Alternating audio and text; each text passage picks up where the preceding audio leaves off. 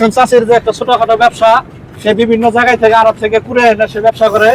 সে এই ব্যবসা দিয়ে তার দুইটা সন্তান আছে, স্বামী নাই, স্বামী 20 বছর আগে মারা গেছে। আমার মেয়ে বিয়ে দিয়েছি, দুটো ছেলের ঘরের বাচ্চা আছে।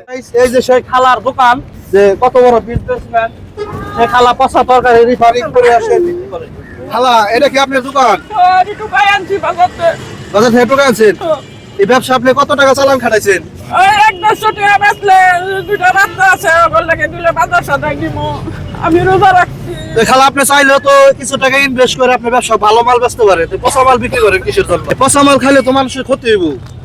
মানে 5 টাকা 10 টাকা দাম বেচতারি বেচতাম না, বেচতালে আমরা নিয়ে যাই সন্ধ্যার সময় ইফতার করবো। এই রমজানের মধ্যে ইফতারের জন্য কি কি কিনছেন? মানুষ তো সব কিছুই কিনে নেই। এই রমজানের মধ্যে বুট মুড়ি, মানে ভালো ভালো জিনিস, মানে কেনাকাটা খাবার জন্য। আমরা এগুলা কই পাবো? ভাত টাত দিয়া করি খাই। আজকে যে প্রথম রোজা, যে আপনি শুটকি ভর্তা খেয়ে রোজা রয়েছেন, তাই না? তো খালা, আপনি এই সন্ধ্যাবেলা যে ইফতারিটা করবেন, কি খাই ইফতারি করবেন?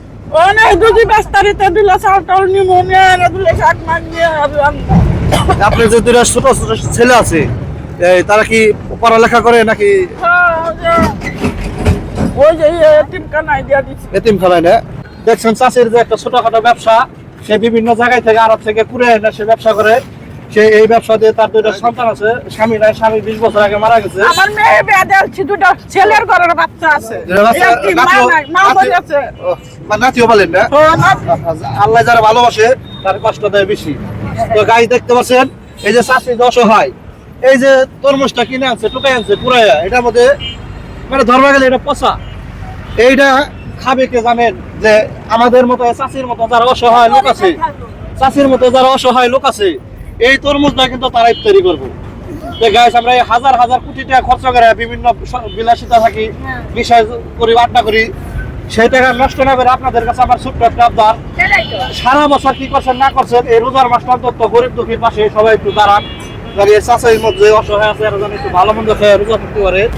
চাষি, আপনার যদি কেউ যদি সহযোগিতা করে, সাহায্য করে, আপনি তার জন্য কি করবেন? দোয়া করবো আমি। হ্যাঁ, সাহায্য করে আমি তারা আমি দোয়া করবো সারা জীবন বাচ্চাটা। যদি কেউ যদি চাষিরা যদি এই ব্যবসার জন্য যদি কিছু টাকা মানে ইনভেস্ট করার জন্য কেউ দেয়, আমাদের সাথে যোগাযোগ করবেন। তার জন্য চাষি রোজা রমজানের জন্য দোয়া করবেন।